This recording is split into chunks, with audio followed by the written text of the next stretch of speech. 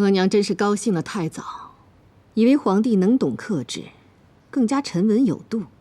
谁知皇帝先是用假象稳住额娘，意在大张旗鼓废除三法。皇娘息怒，皇娘可否听听儿子说一说理由？你有什么理由？说吧。这次儿子下去巡视灾情，灾区的悲惨景象，真是触目惊心，令儿子寝食难安。朝廷为救灾，现在已经闹得国库空虚，可那些享受着三法特权的满蒙王公大臣们，个个富得冒油。皇娘，现在民间对三法已经到了怨声载道的地步。如果长此以往下去，这些王公大臣们的权势财富将凌驾于皇室朝廷之上。若真的是这样，那天下将会不安，朝廷将会不保啊！皇帝，额娘说过，额娘往后一定会支持皇帝逐步废除三法的。但是皇帝选择的时机非常不对。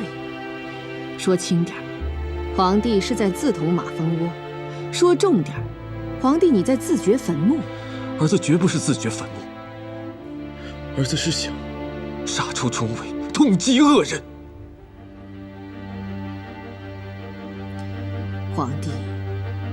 皇帝不可以视议政大臣为恶人。额娘说过很多次，皇帝与他们是一家人，一家人有什么事情要好好商量。所以儿子再跟他们商量，儿子要他们让出一些东西还给大清。他们现在吃得太多，撑得太肥，而且他们还不满足，贪得无厌。皇娘，儿子没有办法，儿子没有退路，儿子只能这么做，哪怕是背水一战，也必须这么做。皇帝，你到底是怎么回事？一个董小宛，皇帝已经让朝廷和皇宫鸡犬不宁，闹成一锅粥，如今又要不管不顾，掀起另外一场风波。皇上不要同姑姑吵啊！皇娘，儿子只是想说说自己的想法，没能控制住情绪。儿子向皇娘道歉。如果皇娘不想再听到儿子再自称儿臣，便让儿子去做自己愿意做的事情吧。儿子要去上朝了，儿子恳请皇娘理解儿子，相信儿子。皇娘，儿子走了。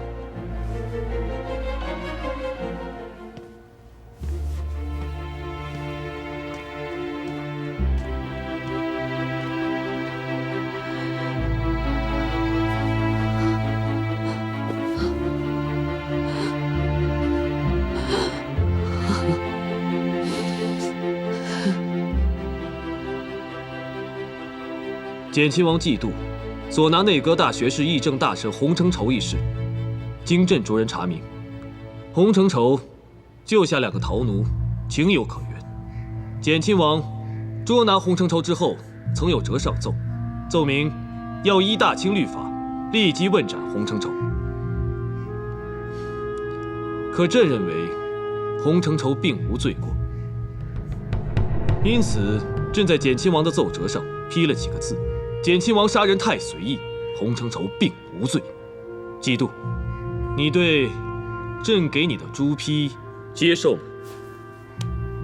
皇上，臣不明白皇上为何会如此盛裁此事。臣杀逃奴是警示后来者，这是有大清律法可依的。何况这些家奴逃跑之时，还杀了臣的2个奇人家丁。洪承畴窝藏逃奴，被臣当场捉拿。皇上还不知当时的情形，臣是给过洪承畴机会的。洪承畴坚决抵赖，死不认账，竟然还将逃奴藏在了自己的睡房里。哼，朕对这些过程和细节没有兴趣，朕对另外一些细节和过程倒十分关注。简亲王府上26名汉奴逃跑的直接原因是最近遇到了灾情，而简亲王给他家奴那少得可怜的一点口粮和工钱又减少了，因此才导致这些家奴联合起来集体逃跑。朕说的这可是实情啊！皇上说的是实情，但臣认为，因为灾情，酌情减少一点家奴的口粮工钱，那是臣处理家务事的权利，不可当作家奴逃跑犯上的理由。是，家奴逃跑，他一定是有原因的。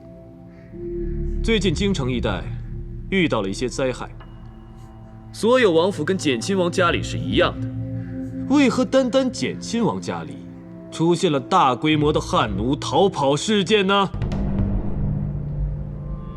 皇上若认为臣对家奴过于严厉，往后臣可以予以注意。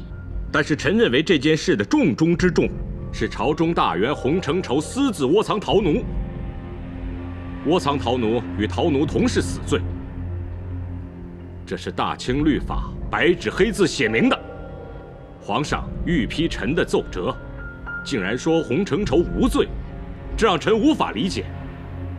臣再次恭请圣上，按大清律法治洪承畴的罪。提督，你先要替朕做主，好像不是一个臣子在自己的主子面前应该说的话吧？皇上，臣以为简亲王依律行事，不应受到皇上的指责。简亲王身为议政大臣，维护朝纲律法，这是他分内的事。简亲王并无过错呀。那就是朕错了。臣不敢。不过，皇上对洪承畴一向颇为赏识器重，难免有偏袒维护之意，臣深为理解。因此，议政会议议过之后，觉得不一定非杀洪承畴不可呀。皇上，犬子死板，太拘泥于法理，因此才有不顾忌讳捉拿洪承畴之举，更有将洪承畴依律处死之论。但在老臣看来，洪承畴曾为大清立有巨功，老臣建议将洪承畴革去一切职务，罢官告老还乡，永不启用。敖大人，朕问你，你觉得应该如何处置洪承畴啊？皇上，微臣以为此事洪承畴难逃其罪。如果洪承畴无罪，那就是大清的三法有错。难道说三法该废了？对，今天朕就要告诉你们，我大清的圈地、头冲、逃人三法，就是应该废掉。废三法，这可不得了！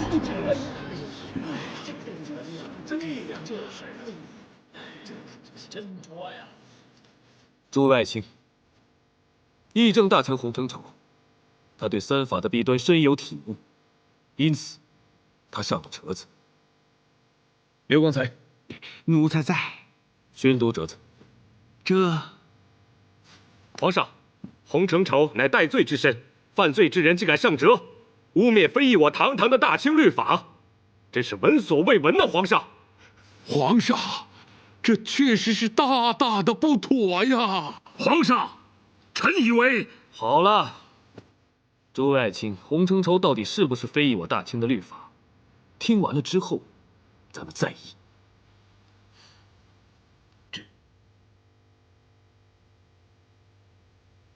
刘光才，念。洪承畴贵奏：我大清的圈地、头冲、逃人三法，已严重阻碍我大清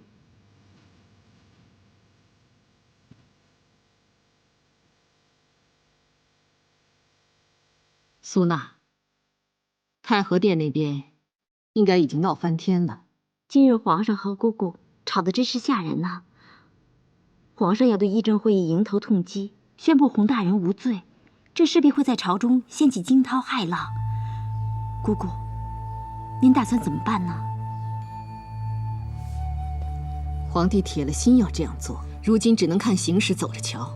废除三法，让皇帝先听听大臣的声音，看看阻力有多大。皇帝兴许能够冷静，能够更清醒。姑姑，那您打算出面帮助皇上吗？皇帝和议政大臣斗上了，哀家要做的是如何避免最为凶险的局面出现。万岁爷，洪大人的奏折已宣读完毕。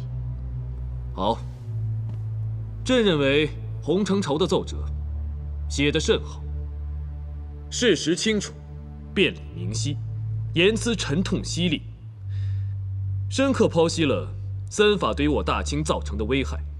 因此，大家可以议一洪哲提出的废除三法之奏议。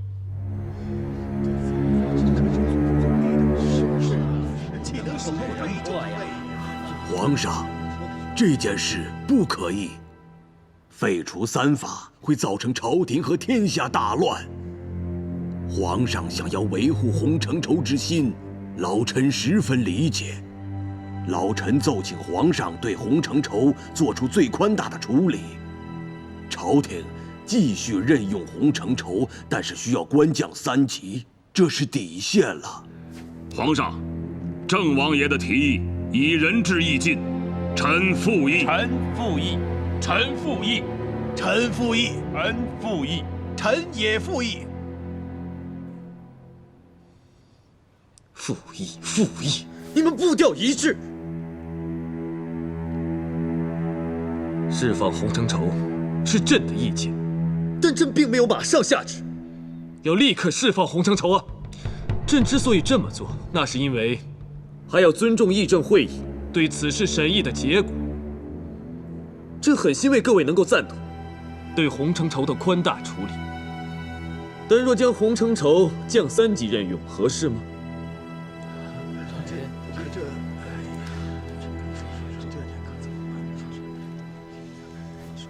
皇上，臣索尼可以代替议政会议回皇上的话。议政会议绝不同意将洪承畴无罪释放。好啊，看来议政大臣已经开始集体向朕宣战了。既然如此，那更有必要好好议大清三法的弊端。三法究竟有多少利弊？今天一定要议个清楚。皇上，洪承畴写折上奏，是反攻倒算，为了自保，请皇上明鉴。试看满朝文武，有谁上奏议论三法之弊端，更遑论废除三法？皇上，臣陈明夏有折上奏，奏请议废三法，奏请无罪开释洪大人。皇上，臣金之俊有折上奏，奏请议废三法，奏请无罪开释洪大人。皇上，臣钱谦益有折上奏，奏请议废三法，奏请无罪开释洪大人。还有谁？还有哪位臣工赞同朕的旨意，要立刻释放洪大人呢？吾皇万岁万岁万万岁！好啊，都起来吧！谢皇上。朕没有想到，还有这么多的臣工赞同朕，拥护朕的旨意。朕以为，朕如今真成孤家寡人了。皇上，他们都是汉人，且大多都是官位低下。索大人，汉人怎么样？汉人不是人吗？汉官不是官吗？汉官就不是你们的同僚吗？没错，你们满蒙官员的确是比他们汉人的官位要较高些，但是今日能够站在这太和殿里的官员，那都是朝廷的大员，是朝廷的栋梁之才。皇上，臣只是提醒皇上要认清这个事实。臣请皇上不要在亲汉的道路上越走越远呐！满蒙大臣对皇上的忠心，岂是汉人所能比拟？请皇上明察呀！请皇上明察。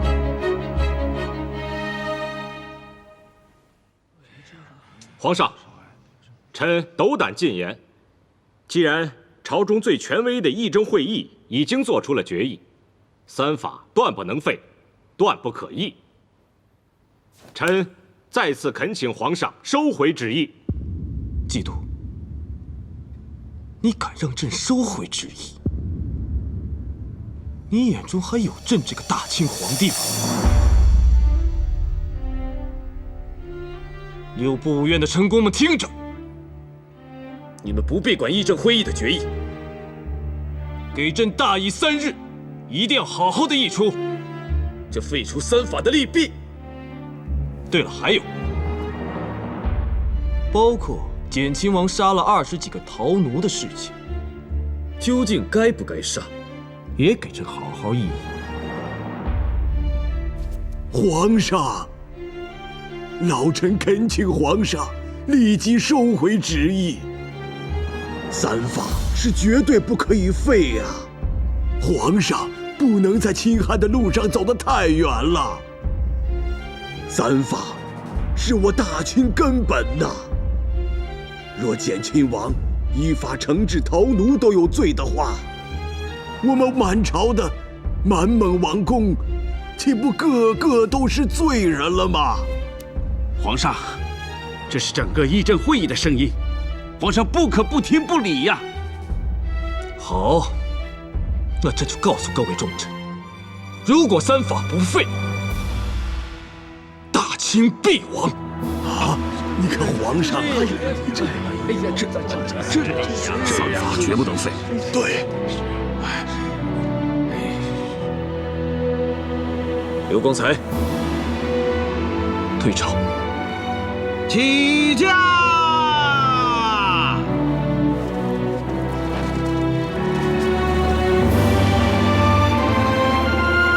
臣等恭送皇上。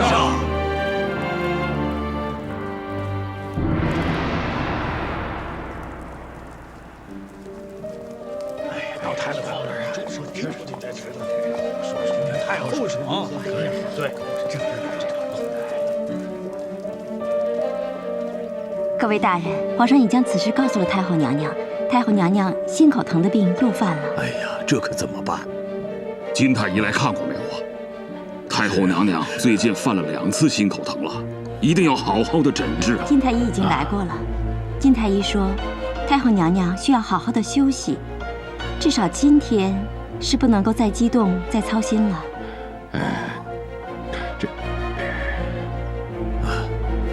苏娜姑娘，太后娘娘是知道我们议政大臣来向太后请求旨意，太后娘娘可有话，留给臣等？有。太后娘娘请各位大人明日午时来慈宁宫，有要事相谈。谈完事以后，还要留各位大人用膳。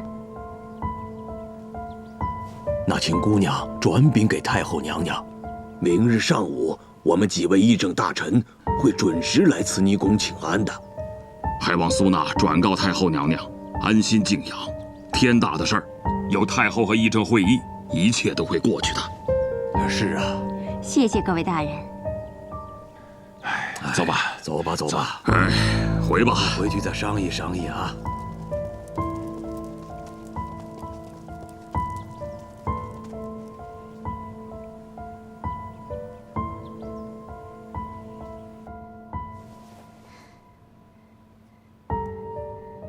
议政会议的几位大臣，竟在朝堂上如此强硬，这种情形，怕是连皇上也极少见到吧？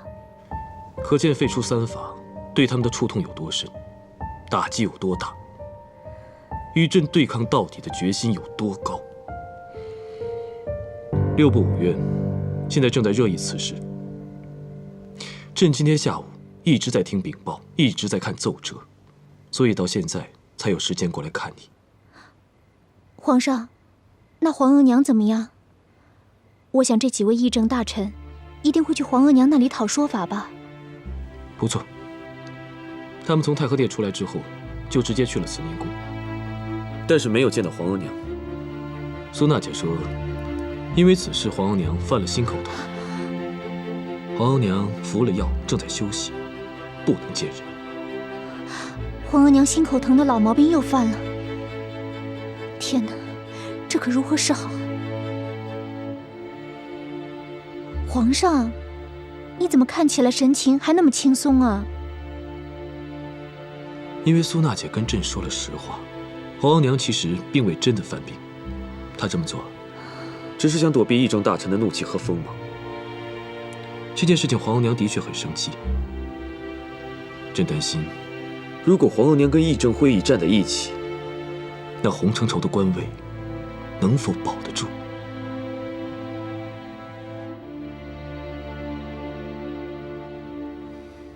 太后娘娘，娘娘深夜让臣前来，想必一定是有何要紧之事吩咐臣下。敢问娘娘是何要事啊？敖大人，这些年你对哀家一直忠心耿耿，哀家如今有件事，请你相助。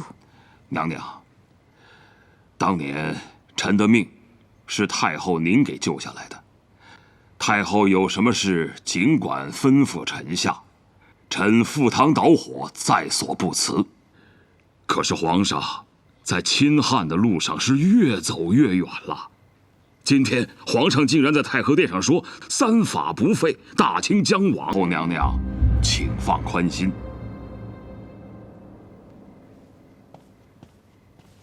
奴才给皇上和德妃娘娘请安。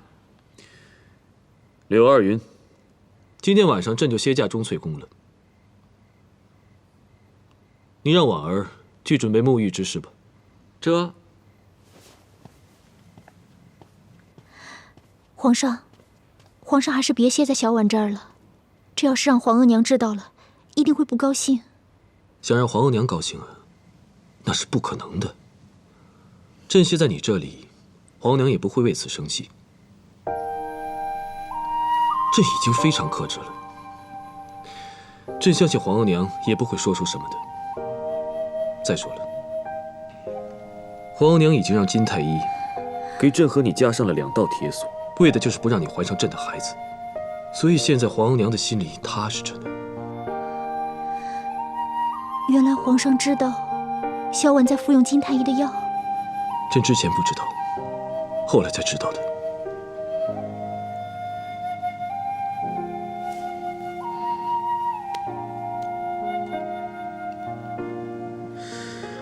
皇额娘她剥夺了你做母亲的权利，朕知道你现在心里一定很痛苦。不，皇上错了。小婉不能怀孩子，小婉心里并没有苦，也没有痛，因为小婉看重的是皇上的情，是小婉能与皇上在一起。小婉知道，倘若小婉怀上了孩子，会给皇上带来无穷的麻烦，所以小婉绝不想，绝不能怀上孩子。小婉，你能这么想，朕真的很高兴。没事，咱们还年轻，孩子的事情等朕解决了议政会议之后再说吧。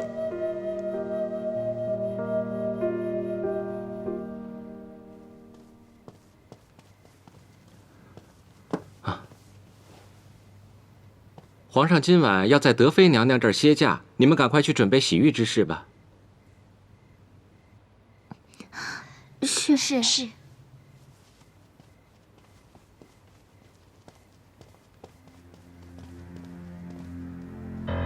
董小婉马上就要服下第1颗换包的解药了。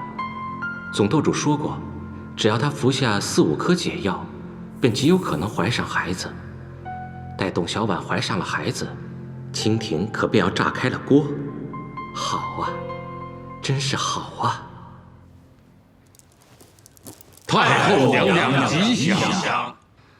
各位大人，起来吧。谢太后娘娘。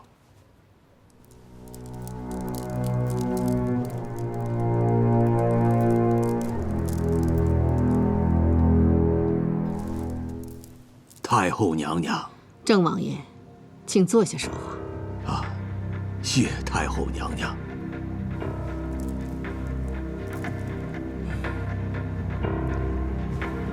皇上竟然下旨，让6部5院议废3法，皇上完全无视我们议政会议的立场和意见。皇上说洪承畴没有丝毫过错，甚至训斥依律办事的简亲王，说简亲王有错。太后娘娘，这简直太乱了。咱们几位议政大臣是忧心如焚呐。各位大人，哀家知道以后也很吃惊，哀家也是忧心如焚，一直都在想如何解决眼前混乱而又危险的局面。各位大人可以放心，今日我们谈好的事情，哀家定会说服监督皇帝。太后娘娘，皇上在有些事上实在是走得太远了，只有太后娘娘和议政会议同心协力，这样才能让皇上回到正道上来。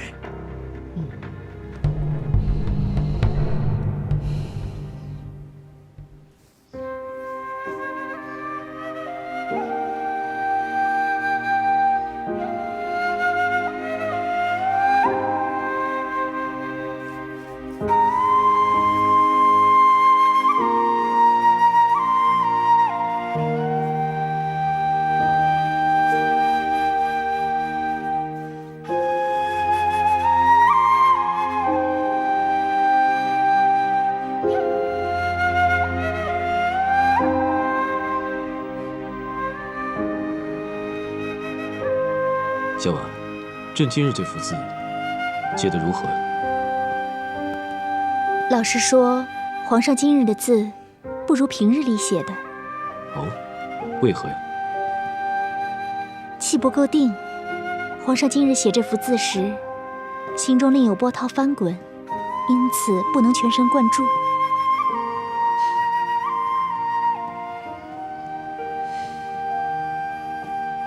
小婉，还是你了解朕。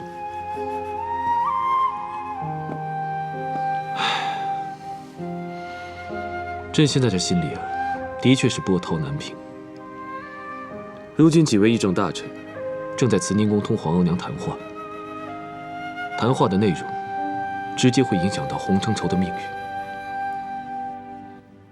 是啊，皇额娘昨日没有见皇上，今日又召了几位议政大臣去慈宁宫议事，显然皇额娘是想与议政会议先谈出什么结果，然后再告诉皇上。小婉，这次谈话可谓是分量极重。皇额娘与议政大臣在洪承畴和废除三法之事上最后达成的协议，朕怕是很难推翻的。皇上，倘若皇额娘同议政大臣达成的协议是皇上难以接受的，皇上一定要冷静，千万不要因为这件事和皇额娘彻底闹拧闹翻呢。朕知道，但愿他们的协议不要超过朕的底线。皇上，这时辰不早了，皇上该去御书房处理朝政了。小婉，朕好久都没和你在一起了，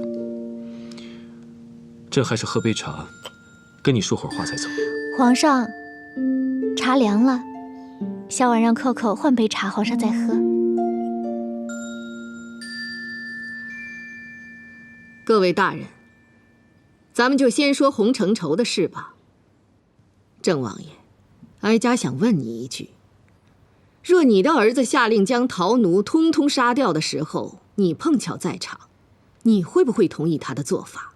你会不会阻止他下这道杀令呢？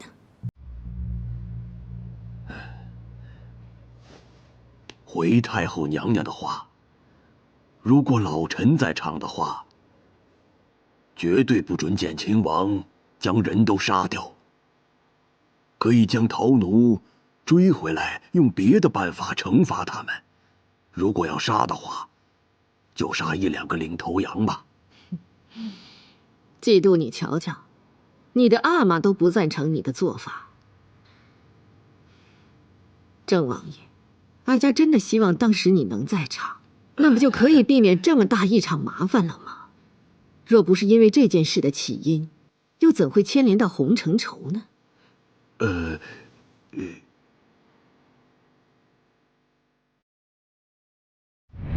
就当我不知情。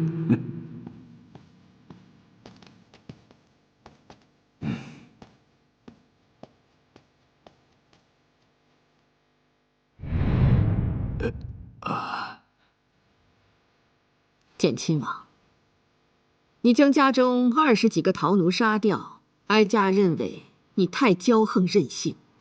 一场血案本是可以避免的，如今却闹得朝廷不宁，百姓议论纷纷。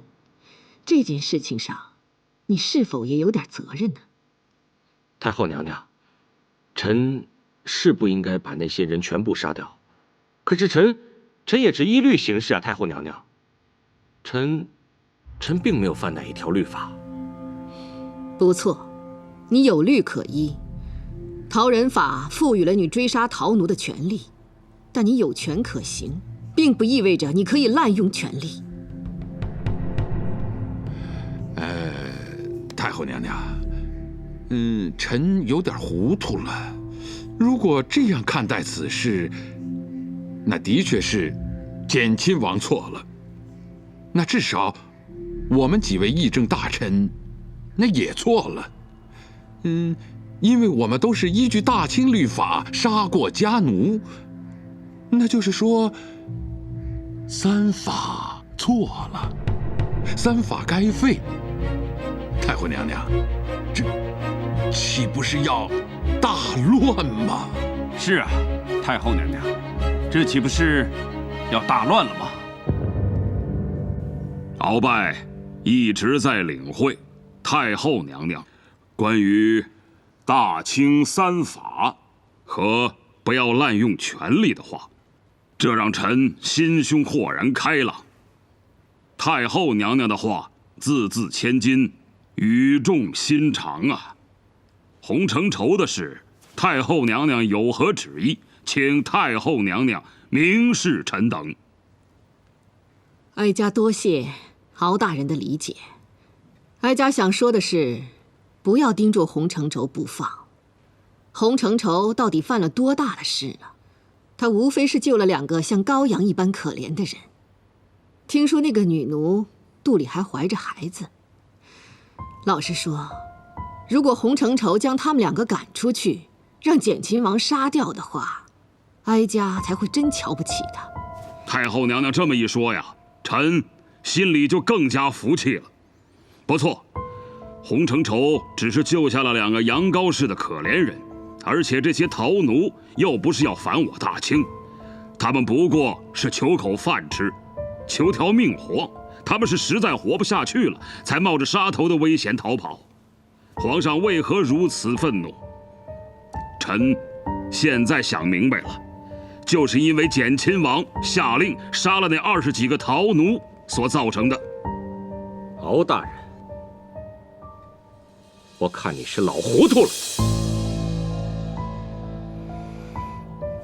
太后娘娘，臣要斗胆问问，太后娘娘是否跟皇上意见一致，认为洪承畴无罪，甚至该予以表彰？议政会议恐怕是难与太后娘娘达成一致意见。如是，我大清的律法便是形同虚设。简亲王，你放肆！你竟敢同太后娘娘这样说话，你真是大不敬！鳌拜，激动，敖大人，坐下啊。2位大人有话好好说，坐下来说吧。就是坐下，坐下吧，大人，坐下吧，啊。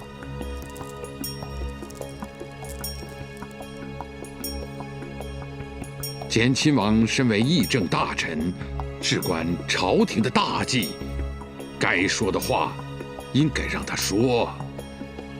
您不该扣大不敬的帽子呀。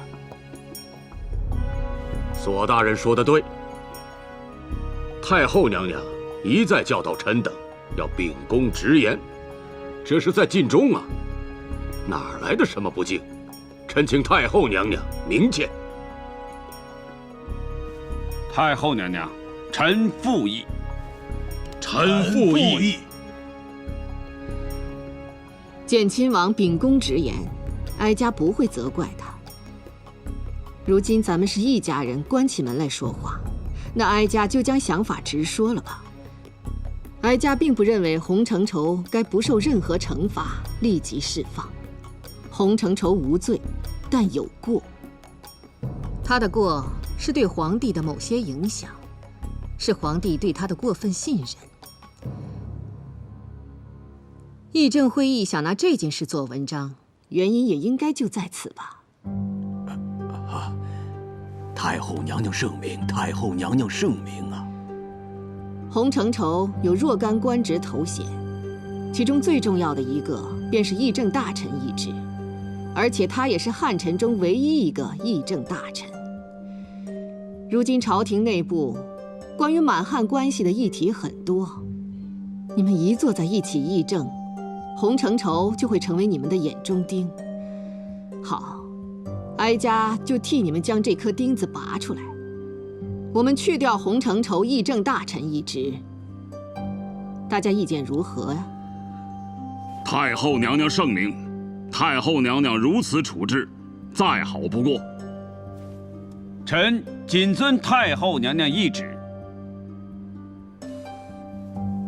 太后娘娘，臣以为仅去掉洪承畴的议政大臣位，未免太宽容洪承畴了。这不足以显示大清律法的神圣威严。臣建议至少再去掉洪承畴的大学士之位，同时官降一级。太后娘娘，仅仅去掉洪承畴议政大臣之位，是否惩处的过轻了一点儿？臣赞同简亲王的提议。若太后娘娘不同意降洪承畴的官级，那就去掉洪承畴大学士之位吧。不，哀家是绝对不会同意去掉他大学士之位的，皇帝也绝对不会同意。哀家为何如此坚决？因为洪承畴是个真正的大学士。咱们在座的有谁能同他比学问学识？我大清要统治这么多的汉人，没有能人行吗？洪承畴这个人才，不可以被埋没。有了汉人帮衬，我们大清才能昌盛繁荣，万世长存。太后娘娘圣明，臣谨遵太后娘娘懿旨。太后娘娘圣明，臣谨遵太后娘娘懿旨。太后娘娘圣明，臣哈里达谨遵太后娘娘懿旨。太后娘娘的一番话，令老臣明白了事情的本质。洪承畴是能臣重臣，我们大清确实需要善用这些汉臣为我们朝廷效力。老臣作为首席议政，对于太后娘娘的懿旨深感钦服。臣吉尔哈朗谨遵太后娘娘的懿旨。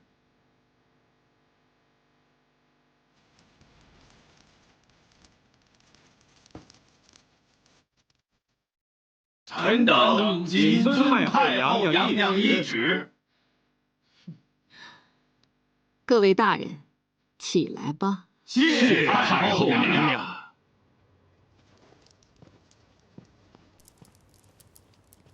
坐吧。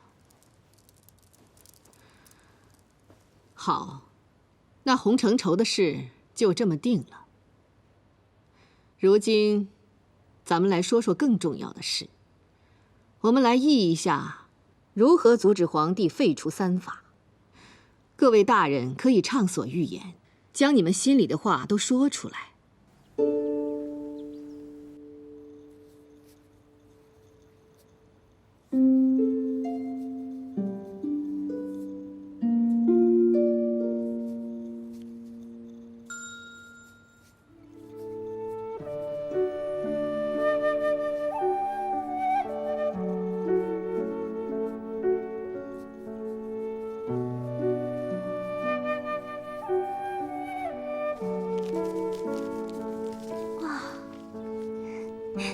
姐姐的字啊，写的是越来越漂亮了。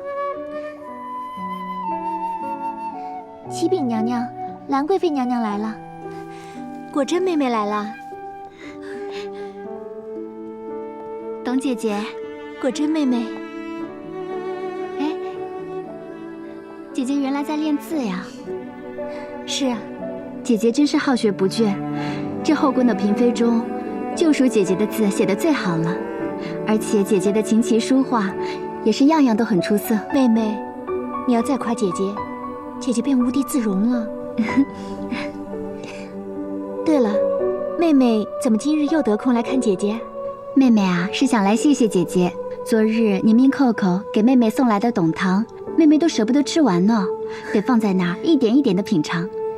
妹妹若是喜欢的话，那姐姐就多做一点儿，回头让扣扣给你送过去。好。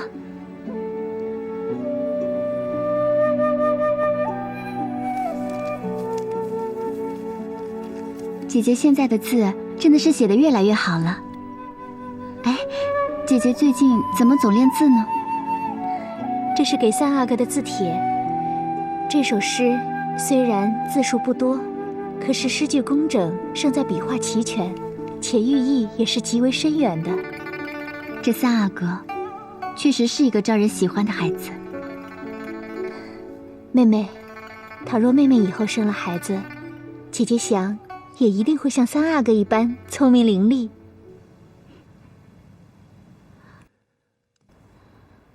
为说服皇帝平息事端，哀家想请各位王公重臣拿出做主子的胸怀气度，做出点让步。三法不能废，但是我们是否可以对享有三法特权的王公大臣稍加一点限制呢？太后娘娘，这是……太后娘娘的意思是，对我们这些王公大臣的圈地规模，以及家奴的人数，还有杀人特权加以限制，以减少三法的严酷性。敖大人理解得很对，王公大臣们都让出点特权，减少一点三法的严酷性，这也能够减少满汉之间的矛盾，这也确实很必要。那么多汉人臣工都支持皇帝废除三法，这里面的声音我们不该听听吗？太后娘娘，臣十分不理解为何要限制三法，这到头来还不是那个汉臣洪承畴胜了？这个结果让臣等无法接受啊！太后娘娘，太后娘娘，臣以为限制一事不提于为好。太后娘娘，我们议政会议一致认为，不可对三法做修改限制。臣等会将这个结果禀报给皇上。前亲王，你想代表议政会议做出决定，太性急了吧？你也太高看自己了吧？敖大人好像有不同的想法吧？太后娘娘，臣与简亲王想法有异。臣方才听太后娘娘的训示，受益匪浅。咱们这些王公大臣，三法赋予我们的的确太多了，已经危及到我们大清的安定。太后娘娘，臣恳请朝廷将臣府上的汉奴还有田地减少一半。敖大人，坐吧。谢太后娘娘。敖大人，你真是让哀家太高兴了。不过哀家不同意一下减掉这么多，适当即可。最重要的是有这个认识，有一个姿态。臣哈里达愿遵太后懿旨，适当限制三法。太后娘娘，臣也赞同适当限制三法。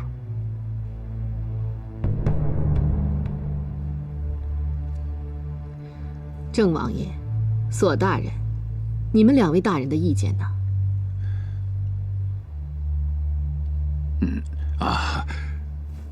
太后娘娘，现在既然议政会议中有3位大臣赞同限制3法，那臣知道妥协是必要的，臣谨遵太后懿旨。太后娘娘，老臣认为，具体的条款应由议政会议来定来议为好啊。不错，这件事不能让6部5院来议。具体做出哪些限制，就交由各位大人议定吧。议定出来的条款，就算是3法的修订条款。往后谁要是犯了这条款，就算是自认倒霉吧。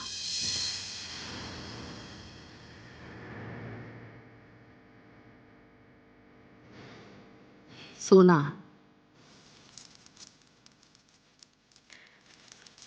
臣等恭送太后娘娘。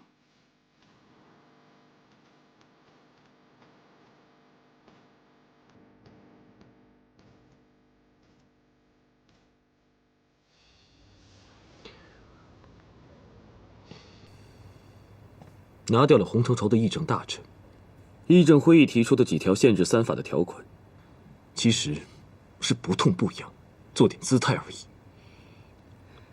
这个姿态可是非常难得、非常重要的。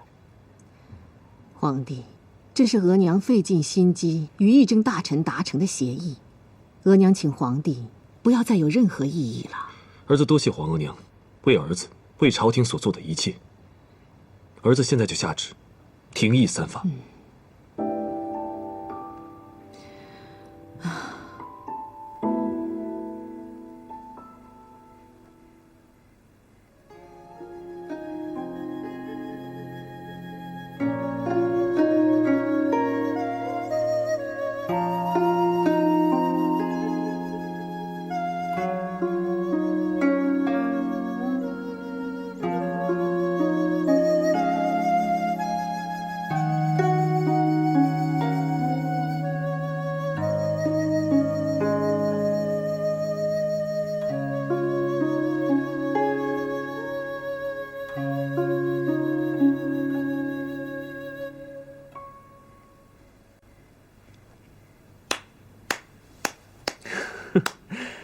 妙，弹得太妙了。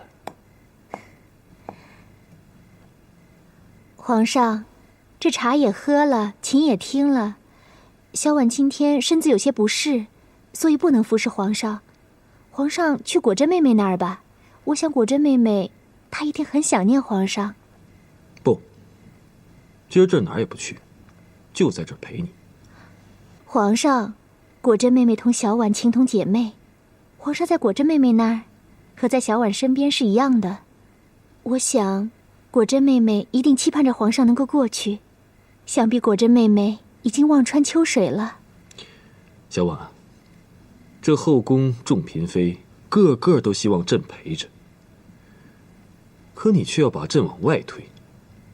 是，果真她确实想与朕时时相守，难道说你不希望与朕时时相伴左右吗？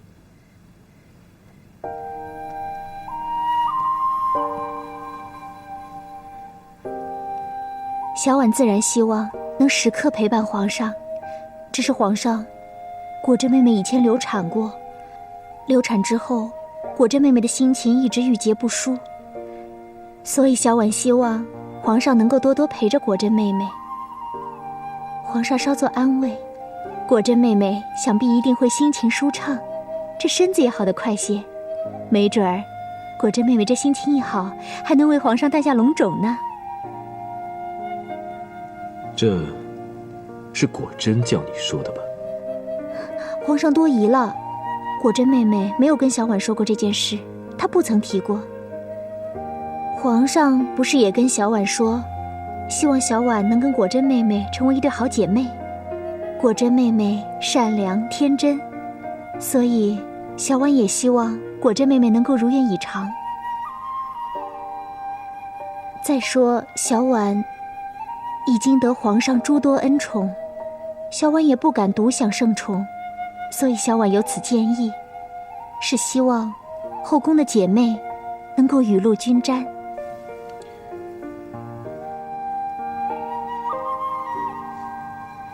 小婉，你刚才说的每一句话，无一不是在替朕打点筹谋。朕都不知道该说什么好了。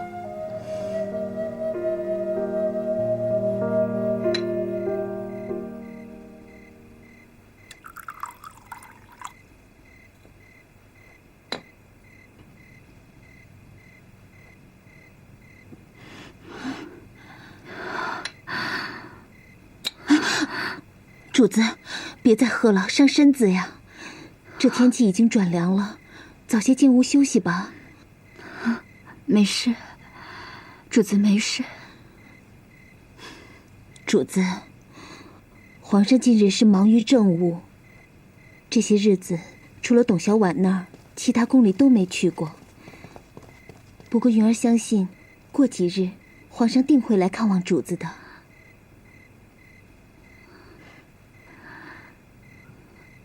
云儿，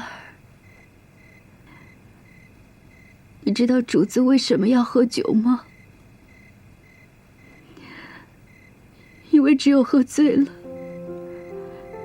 主子才不会思念皇上，才不会觉得孤独。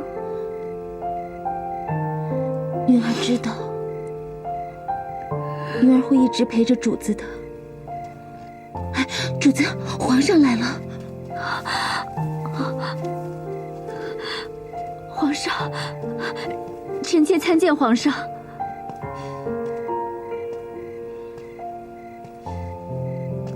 起来吧。谢皇上。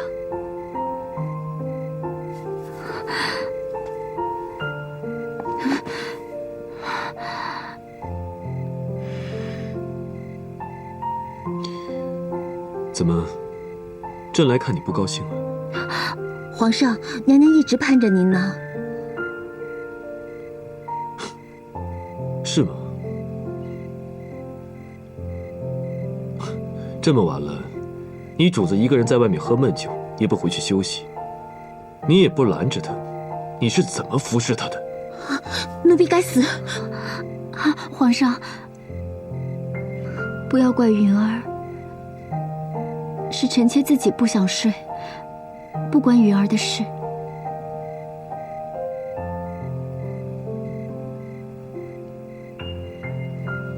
以后好好照顾你的主子。起来吧。奴婢谢过皇上，谢过娘娘。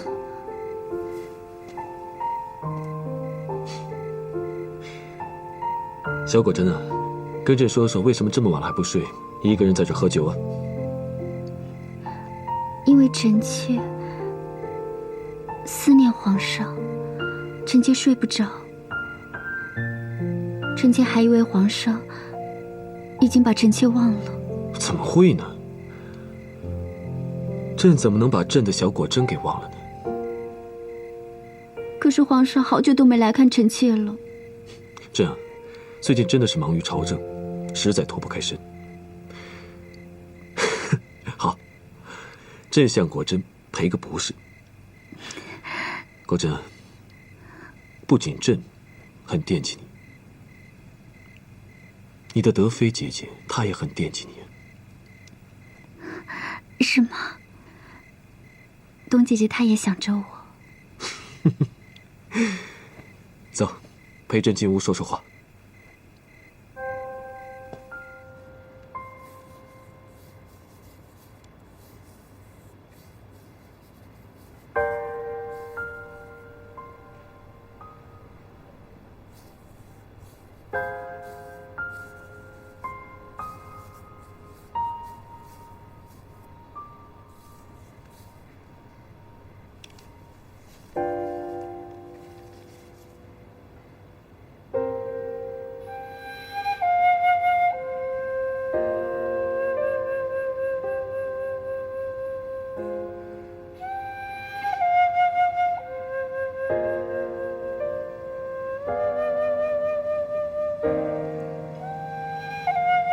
皇上，小婉虽痴情，却也从未想过，有一天要跟这么多女人共侍一夫。可如今这情形，宫里的嫔妃们看到我，都恨不得把我撕成两半。我又怎能每日守着你不放呢？可是，这世上又有哪个女子是不希望夫君常伴左右的？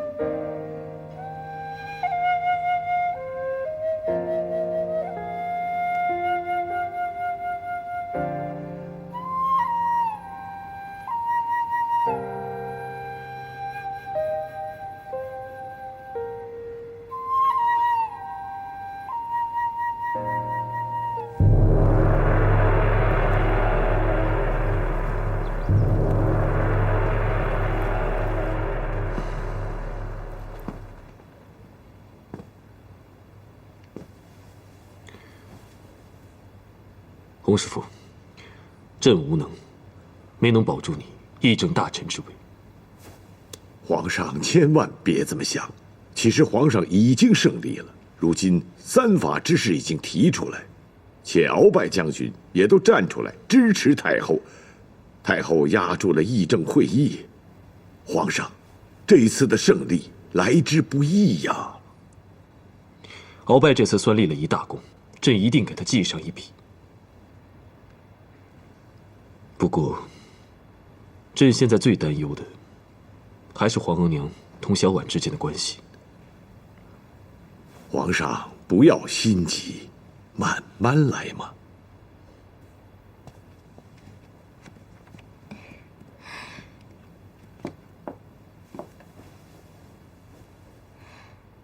童姐姐，妹妹又来打扰姐姐了。哎，三阿哥玄烨呢？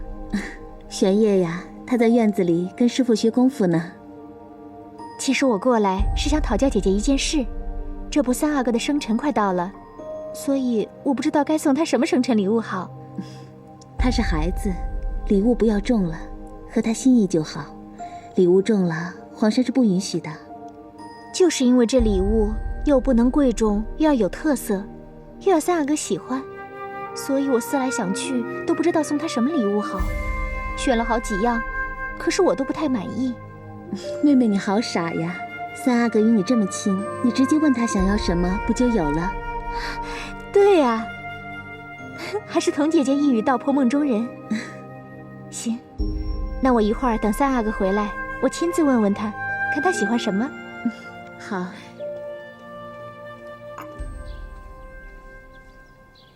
姐姐，董小婉又去承乾宫了。荣贵妃跟她还真是亲近，好像在跟兰贵妃相较，看谁跟那个贱人更好似的。哼，皇上宠爱的人嘛，总是有人去攀附的。不过，若是不尽早除掉董小婉，她可能就在后宫一步一步地打开局面，站稳脚跟了。没错，她今儿去承乾宫，明儿去景阳宫，指不定以后还要去什么宫拉帮结友呢。玄烨回来了，三阿哥回来啦，快给董娘娘请安。董娘娘好，我方才在练功课，不能停下，请董娘娘见谅。三阿哥好棒啊！三阿哥又会诵诗，又会打拳，以后长大了一定是个文武全才。董娘娘过奖，皇阿玛希望儿臣能文能武，所以儿臣不能懈怠，每日必勤学苦练。玄烨啊，董娘娘要送你生辰礼物，你想要什么呀？啊，董娘娘随意吧，反正不能是贵重的东西。这三阿哥的生辰，送三阿哥的礼物怎么能随意呢？董娘娘想送三阿哥一个最好的礼物，三阿哥想要什么尽管说，董娘娘都满足你。我想要一件董娘娘亲手做的礼物，那才有意思。三阿哥这个主意好啊，董娘娘跟你想到一块儿去了。启禀娘娘，皇贵妃娘娘和兰贵妃娘娘、淑妃、贤妃、静妃娘娘前来拜会。皇贵妃也来拜会我，哎呀，这可稀罕了。她可有说是何事？回娘娘话，奴才没敢问。好，我知道了，你去请他们进来吧。这。空姐姐，既然几位娘娘都来了，要不我先告辞吧。你别走，他们待不久的。我估计他们也是为玄烨的生辰而来。大家一起见见吧。那好吧。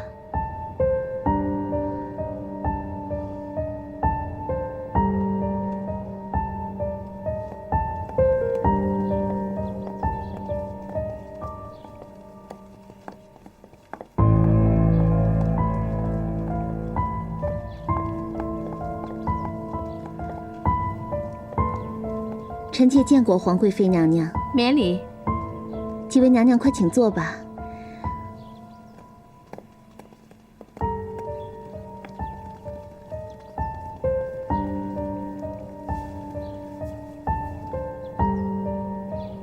五位娘娘和皇贵妃娘娘都来了，承天宫真是满院生辉呀。你是沾了三阿哥的光，咱们是为了三阿哥来的，是吧，静妃？不错。皇贵妃和贤妃到本宫那儿，说三阿哥生辰快到了，商议生辰礼物之事。本宫一想啊，这不如直接上门来问问荣贵妃，三阿哥都喜欢些什么，这便来了。没想到德妃也在，真是凑巧啊。是啊，没想到董姐姐也在这里，只可惜皇后娘娘没有来。皇后娘娘身份高贵，怕是不好请啊。即便是去请，也是自讨没趣吧。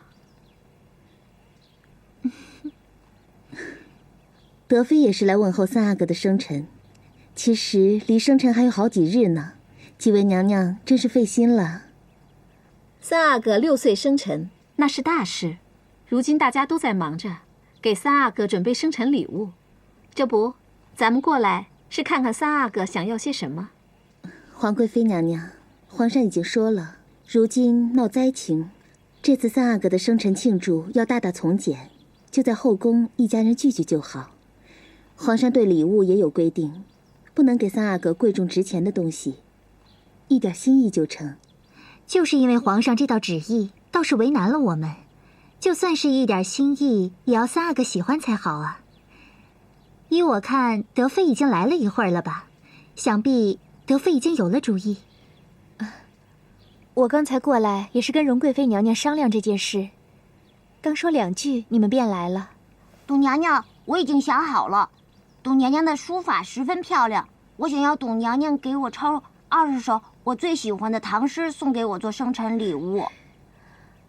三阿哥这个想法还真是新鲜别致啊！那董娘娘便依三阿哥所说的，给三阿哥抄写诗本。董娘娘最懂诗词，玄烨还要请董娘娘给这些诗写几句评点。好，董娘娘答应三阿哥，三阿哥说的，董娘娘都照办。三阿哥如此喜欢。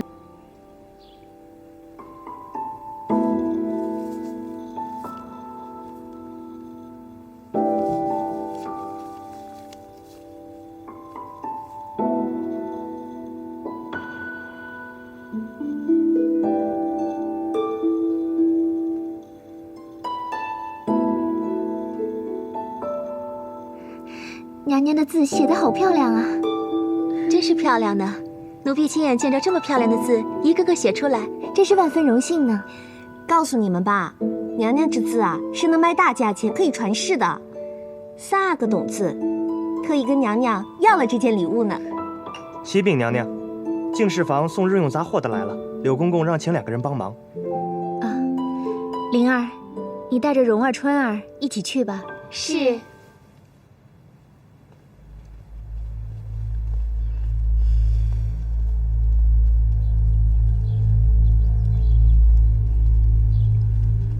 灵儿姑娘，这是皇上特意吩咐奴才让送给德妃娘娘的。来，随我来吧。哎，台上都过来吧。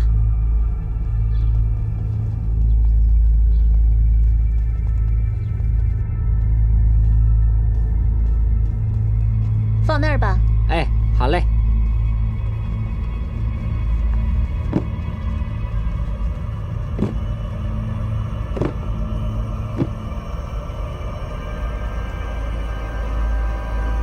灵儿姑娘，那我们就先走了。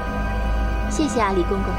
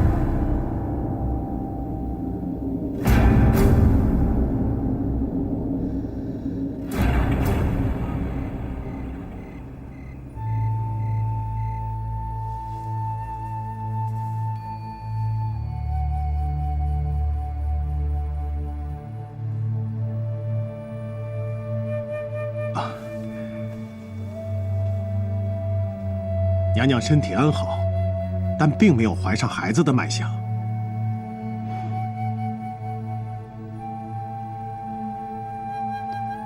云儿，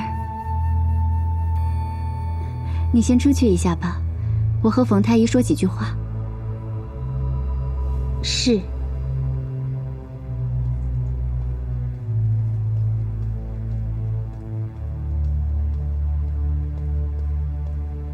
冯太医，请坐。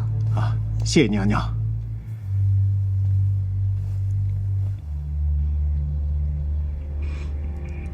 冯太医，你是我唯一真正信任的人，你也是真的愿意为本宫牺牲性命的人，所以这有些事呢，本宫只能让你知道，就连云儿也不知情。卑职感谢娘娘的信任。如今，娘娘在后宫的情状是万分有利。皇上、皇太后和皇后，还有那个董小宛，都十分信任娘娘，没有一个人会对娘娘起疑心。娘娘不管对谁下手，那都是十拿九稳的事儿。这次在三阿哥的生辰会上，本宫倒是的确想找个机会对他下手，不过如今看来，不用本宫出手，已经有人惦记这事了。娘娘确定有人会动手？姐姐，姐姐，给贤妃娘娘请安。珠儿，你先下去吧。是。姐姐，成了，毒药已经交到了灵儿手里。后天下午是皇后与众妃的例行聚会，到时候董小宛会离开钟粹宫1个时辰，灵儿可以趁机下手。只有1个时辰，时辰怕有些不够啊。我也是有些担心，不过让灵儿从容下手。没关系，我有法子拖住那董小宛，让她多待一会儿。如此说来，你已经想到了这一步了。姐姐真是思虑周全。本宫的一箭三雕就要成功，这个时候绝不可以有丝毫的马屁大意。多年前，卑职的一家曾受到娘娘阿玛将军大人的庇荫恩护，将军大人对卑职一家有救命之恩，卑职誓将报恩，祝娘娘实现夙愿，万死不辞。冯太医，快请起。谢娘娘。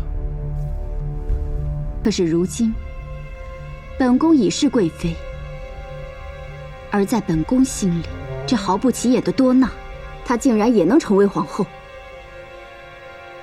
因此，如今本宫的梦比以前更大胆了。娘娘圣明，以娘娘的才华美貌，娘娘早该荣登凤座。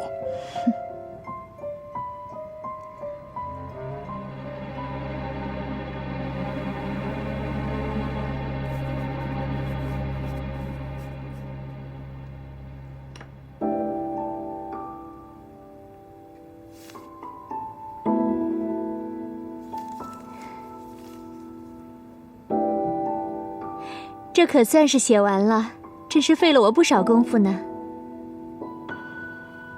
姐姐这本诗抄还真是精美至极，三阿哥见了一定会喜欢的不得了的。娘娘，那就让婉儿来装订诗本吧。还是等晾干了吧，晾干了之后啊，咱们再装订成册。嗯。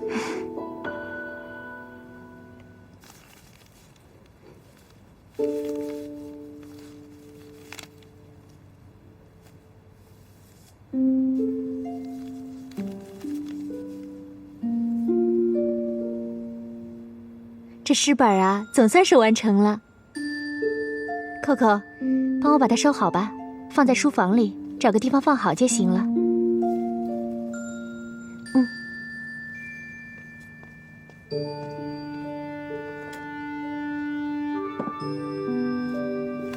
娘娘，明日下午娘娘去坤宁宫，需要奴才做些什么特别的准备吗？也不用特别准备什么，明日去坤宁宫，只是皇后娘娘例行的一个训示问话，除了抬轿的几个公公，带上扣扣也就行了。奴才明白了。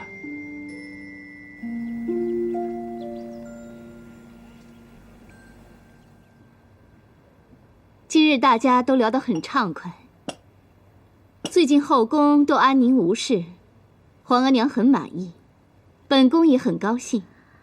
后宫是平安无事，只是这前朝倒是热闹之极。前一阵子皇上召集了文武百官，要议废三法，这可让朝廷上下一下子就惶恐了起来。听说最后啊，还是由皇额娘出面停议了三法。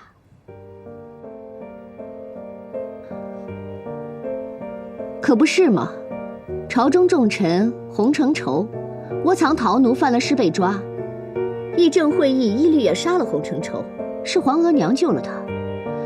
可是洪承畴的议政大臣之位却丢了，哼，他也真是倒了大霉。可不是嘛，这倒了个点霉都没沾到，真倒霉。前朝之事，后宫不得妄议。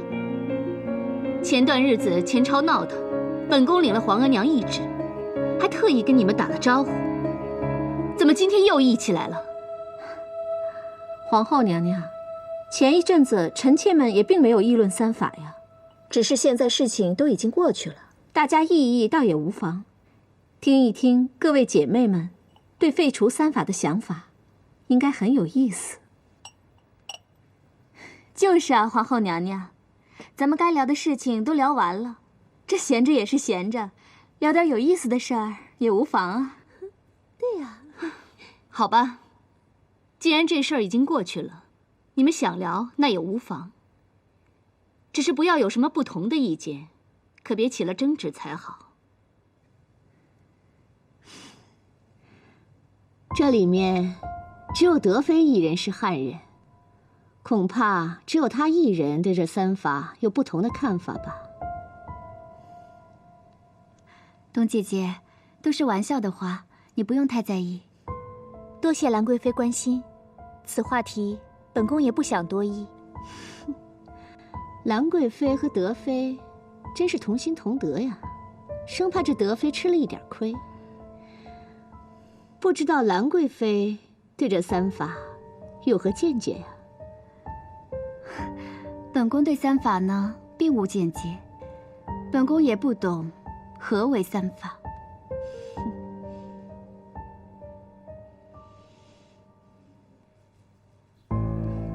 好看吗？姐姐的耳环真好看。这个好看啊！今年天气好，衣服也是新做的吧？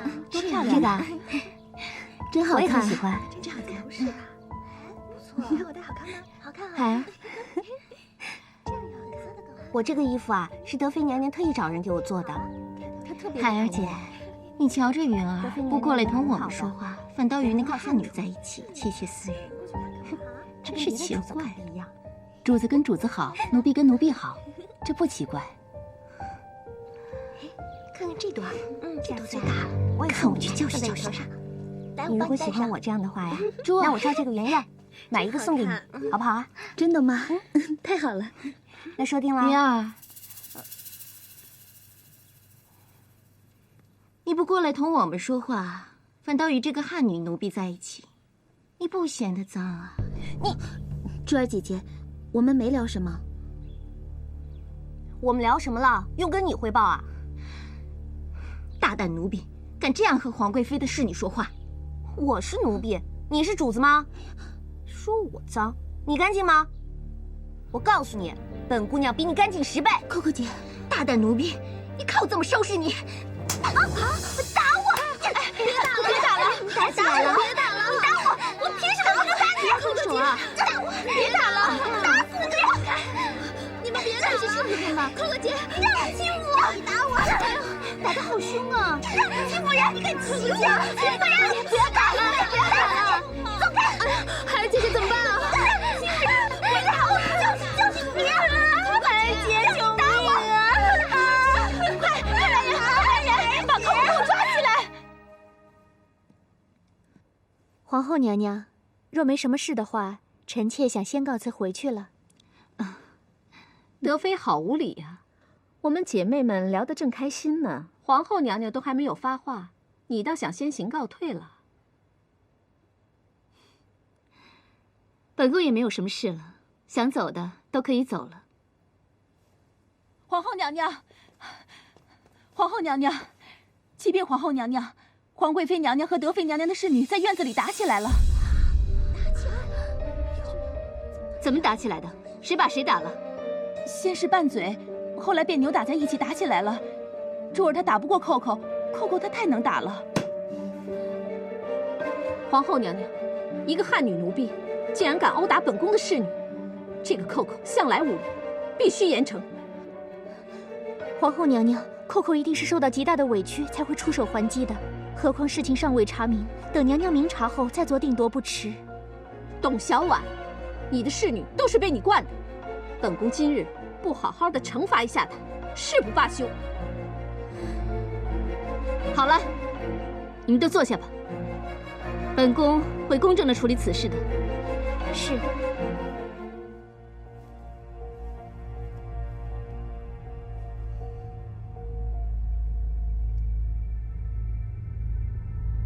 本宫先说一句话，今天的事，谁都不许多嘴，告诉皇额娘去，免得惹皇额娘心烦。大家都记住，谁要是多嘴了，别怪本宫用中宫监表惩治他。都听见了吗？臣妾明白。海儿，去把那2个人带过来。是。